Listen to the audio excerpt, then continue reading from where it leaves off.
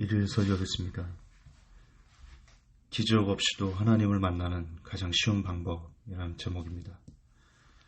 요한복음 14장 7절에서 9절입니다. 너희가 나를 알았다면 내 아버지도 알았으리로다. 이제부터는 너희가 그를 알았고 또 보았느니라. 빌립이 가로되 주여 아버지를 우리에게 보여주옵소서. 그리하면 족하겠나이다. 예수께서 가라사대 빌립아, 내가 이렇게 오래 너희와 함께 했을 때 내가 나를 알지 못하느냐? 나를 본 자는 아버지를 보았거늘 어찌하여 아버지를 보이라 하느냐. 아멘.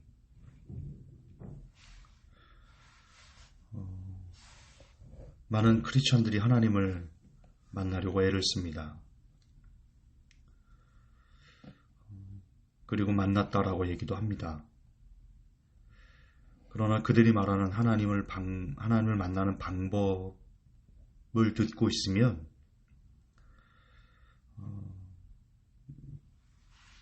조금은 위험하다라는 생각을 합니다.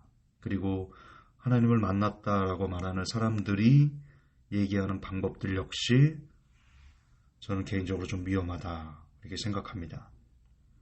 하나님을 만나는 방법에 대해서 쓰고 있는 방법들입니다. 입신, 방언, 환상, 예언, 꿈, 기타 등등 어떤 신비한 것을 경험해야 하나님을 잘 만나고 있다라고 여기는 것 같습니다. 그것이 아니고서는 하나님을 잘 만나고 있다라고 여기지 않고 있는 것 같습니다. 더 큰 문제는 다른 사람들이 그런 사람들, 그러니까 입신이나 방언이나 환상이나 예언이나 꿈을 통해서 하나님을 만났거나 만나고 있다라고 말하는 사람들을 부러워하고 인정하고 본인들도 그런 경험을 하기 원한다는 데 있습니다. 저는 그것이 큰 문제일 것 같다 이렇게 생각합니다.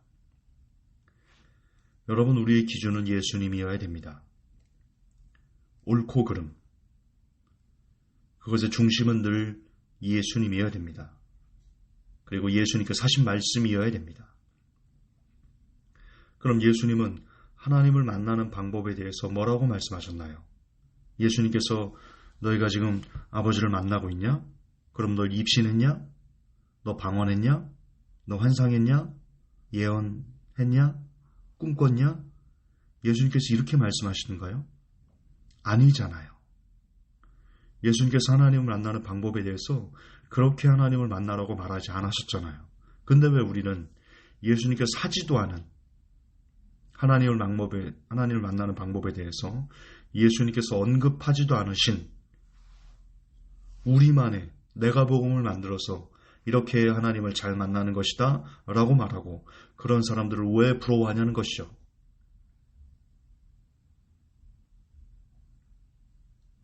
예수님의 기준이 왜 중요한지 따로 말할 필요는 없다라고 생각합니다. 예수님은 곧 하나님의 본체십니다. 따라서 그분이 가장 정확하게 사람이 하나님을 만나는 방법을 알고 계신다. 그럼 이제 예수님께서 뭐라고 말씀하셨는지 들어가 봅시다. 빌립이 예수님에게 묻습니다. 아버지를 보여주옵소서. 그때 예수님은 그래, 그러면 네가 환상을 보아라. 예언을 해보라. 방언을 해보라. 입신을 해보라. 그렇게 말씀하지 않으셨습니다. 뭐라고 말씀하셨습니까? 단 한마디입니다. 나를 본 자는 아버지를 보았다. 즉, 나를 본 자는 아버지를 만나는 것이다. 이 한마디가 끝이었습니다. 다시 읽어볼까요? 요한복음 14장 7절 9절. 너희가 너를 알았다면 내 아버지도 알았으리로다. 이제부터는 너희가 그를 알았고 또 보았느니라. 빌립이 가로되 주여 아버지를 우리에게 보여주옵소서. 그리하면 족하겠나이다. 예수께서 가라사대 빌립아, 내가 이렇게 오래 너희와 함께 있을 때 내가 나를 알지 못하느냐? 나를 본 자는 아버지를 보았거늘 어찌하여 아버지를 보이라 하느냐. 한마디였습니다. 나를 봤으면 아버지 본 것이다. 나를 만났으면 아버지를 만난 것이다. 예수님은 그렇게 말씀하셨습니다. 예수님이 누구십니까? 성경은 예수님이 누구시라고 말씀하고 있냐면 말씀이 육신이 되어 이 땅에 오셨다. 그리고 그분이 곧 하나님이시다. 읽어볼까요? 요한복음 1장입니다. 태초에 말씀이 계시니라. 이 말씀이 하나님과 함께 계셨으니 이 말씀은 곧 하나님이시니라. 그가 태초에 하나님과 함께 계셨고 만물이 그로 말미암아 지은 바 되었으니 지은 것이 하나도 그가 없이는 된 것이 없느니라. 태초에 말씀이 계셨습니다. 그 말씀이 하나님과 함께 계셨고 그 말씀은 곧 하나님이십니다. 그리고 그 말씀이 육신을 입고 오셨다.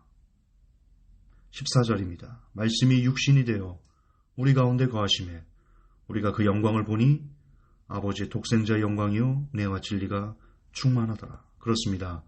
말씀이 곧 예수님이고 예수님이 곧 하나님이십니다. 예수님은 하나님의 본체십니다. 그리고 그 말씀이 육신이 되어 이 땅에 오신 분이 예수님입니다. 예, 말씀이 하나님입니다. 그러므로 우리가 말씀을 읽을 때, 우리가 성경을 볼 때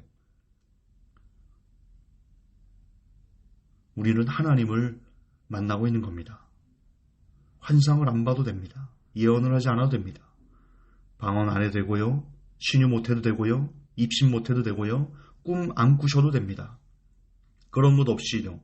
그런 기적 하나 없이도 오늘 여러분이 성경을 읽으면 하나님을 만나는 것입니다. 여러분, 조던 피터슨이라는 21세기 젊은이들이 가장 좋아하는 사상가입니다.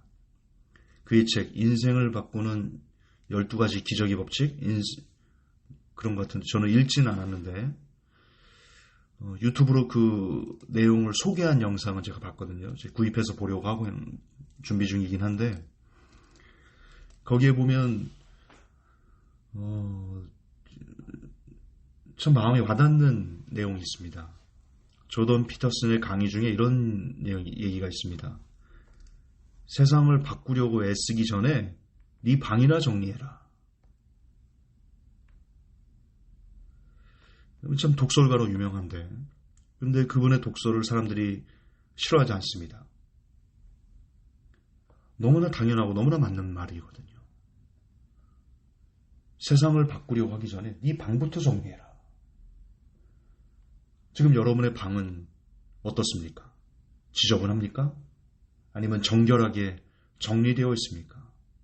내가 거하고 있는 방조차 정리가 안 되고 어수선한 그런 사람이 어떻게 세상을 바꿀 수 있냐는 거죠. 즉, 기본에 충실하지 못한 사람이 어떻게 기본을 뛰어넘는 위대한 일을 할 수 있냐는 겁니다.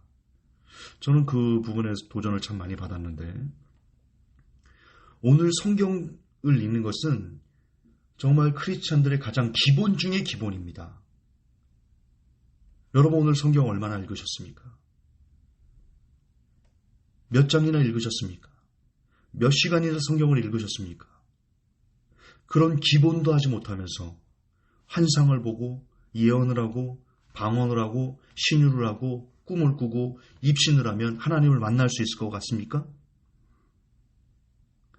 세상을 바꾸기 전에 내 방부터 정리해라. 그거는 이 시대 크리스찬들에게도요. 깨닫게 하는 바가 너무나 큽니다.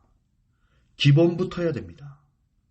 여러분 집을 지을 때 땅의 기초를 단단하게 기본을 세우지 않고 집을 올리면요. 무너집니다. 쓰러집니다. 많은 사람이 죽습니다.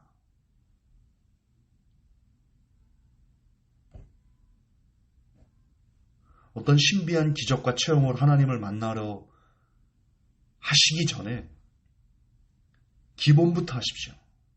오늘 성경 읽었습니까?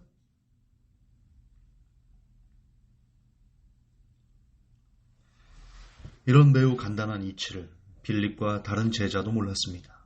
아, 예수님을 보면 하나님을 보는 거구나. 이런 간단한 이치를 빌립과 다른 제자들은 몰랐습니다. 그리고 그것은 이 시대 우리들도 그들과 별반 다르지 않다. 하나님은 멀리 계시지 않습니다. 하나님은 바로 여러분 옆에 있습니다. 여러분 옆에 눈을 들어서 혹시 성경책이 있습니까? 있다면 다행입니다. 차라리. 성경책이 어디에서 구석에 있는지도 모르는 분들도 태반입니다. 그리고 주일이 되면 요즘은 성경도 안 갖고 다니더라고요. 휴대폰으로 다 되니까. 휴대폰에 성경 어플을 깐 것만으로도 참 박수 쳐주고 싶은 요즘은 그런 시대입니다. 이처럼 하나님은 바로 여러분 옆에 계십니다. 늘 만나주시려고, 성경만 열면 만나주시려고 언제나 그 자리에서 기다리고 계십니다. 오늘 당장 먼지에 쌓인 성경을 훅 털고 진지하게 성경을 읽으십시오. 그렇게 하나님을 만나는 매일의 하루가 되시기를 예수님 이름으로 기원합니다. 다시 한번 여러분, 세상을 바꾸려 하기 전에 방부터 정리하십시오. 하나님, 기본에 충실하지 못한 종을 용서하소서. 기본에 충실하지 못한 우리들을 용서하소서. 성경도 읽지 않고 기도도 하지 않으면서 신비로운 어떤 이적과 체험으로 하나님을 만나는 길이라고 생각하는 우리의 어리석음을 용서하시옵소서. 세상을 바꾸기 전에 내 방도 정리 못한 우리의 어리석음도 용서하시옵소서. 기본으로 돌아가는 제가, 그리고 이 메시지를 듣는 모든 성도들이 되게 하여 주옵소서. 예수님 이름 받들어 기도합니다. 아멘.